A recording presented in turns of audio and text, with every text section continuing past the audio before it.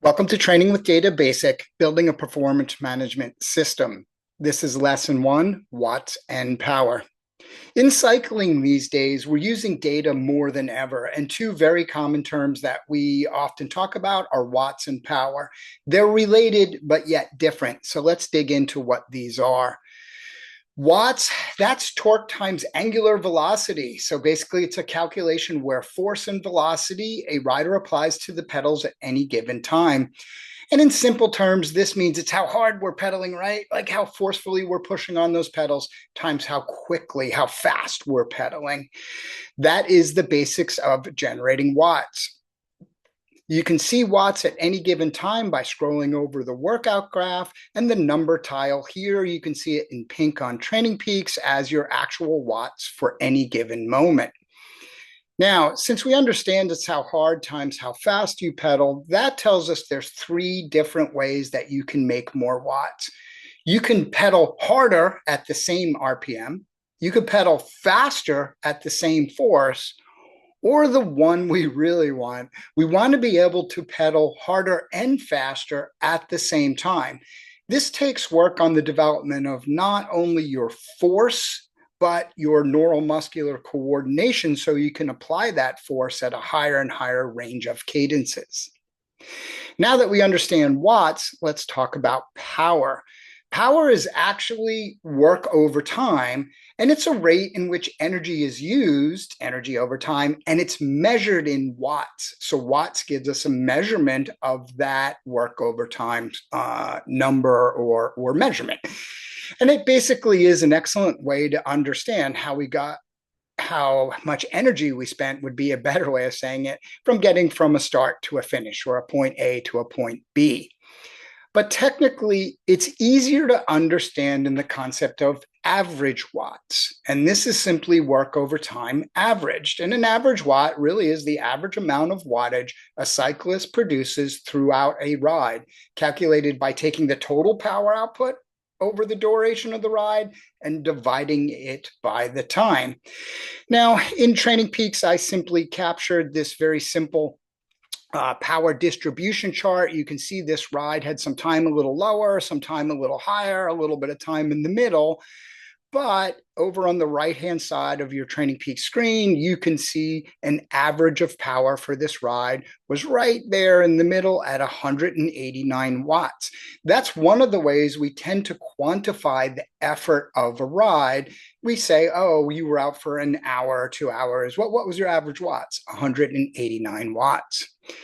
Now, where average watts is excellent for understanding that average, that kind of middle point, it's not always the best for making physiological determinations and understanding training load and fatigue.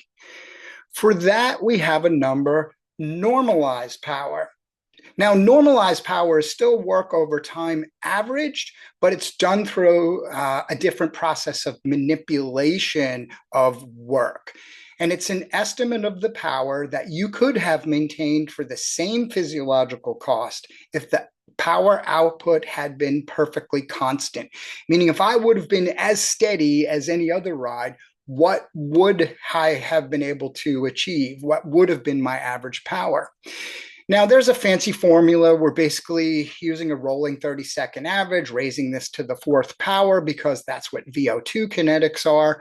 But really what you need to know is normalized power does a better job of showing the physiological cost of that effort. And the more variable that cost, or more variable that effort, the higher the cost. And that gives us better insight into understanding the resulting fatigue and fitness. When we look at that, I could take the same ride, and I've kind of pasted a second screen over here. You'll see normalized power, NP.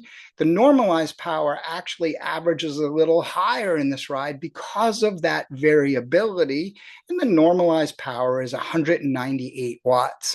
So why is it different? Why is normalized power in this incidence, and in all incidences, it's either equal or higher? Well, let's go back and think about a car for a moment, a car example. Let's imagine I was going to take a car and I was going to drive 60 miles. It's an average of 60 miles per hour.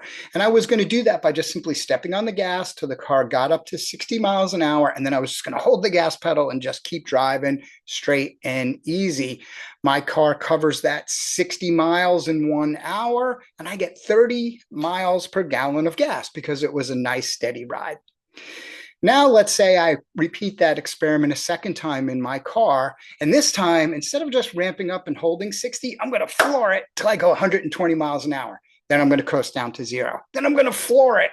And then I'm going to coast down to 0. Then I'm going to floor it. And then I'm going to coast down to 0. You get it. Now, the reality is getting an automobile, just like a human being, from 0 miles per hour to 60 miles per hour takes additional energy. We're acting against greater force during that time period of acceleration. Therefore, in that need for additional energy, we're using more watts and we're having to fuel, right, to energize those watts. So if that car heads down the road and goes 120, 0, 120, 0, it still finishes in the same hour, covering the same amount of miles, but that car only gets 20 miles per gallon because it had to fuel those accelerations, getting the car up to speed. Once an object is up to speed, it tends to stay in speed or at speed unless there's forces or, with forces acting against it. So that additional cost you see here, that's what normalized power is measuring in you, the athlete. It's showing that additional cost of that variable impact of how you executed the average watts. So not all averages are the same. So average watts are excellent for understanding work and kilojoule consumption because that relates to kilocalorie expenditure. Normalized power is a much better way to understand the load or the impact of that training. Now, what's the difference between the two? Just a couple of highlights. Average power, as we said, it's the average of all the power generated, and it's simple and easy to calculate. You take the total, you divide it by time, and you're done. But this simplicity in calculation leads to overestimations or underestimations of the actual effort. Go back, imagine you were that car and you rode 1 hour at a steady state number, nice and smooth, or 1 hour accelerating and coasting to 0, accelerating and coasting to 0. That second one is much harder, right? So average power in that case would underestimate. Normalized power recognizes the higher energy costs and physiological stress associated with these type of variable, dynamic, and intense efforts. And it's a much more useful tool for evaluating, planning, and training.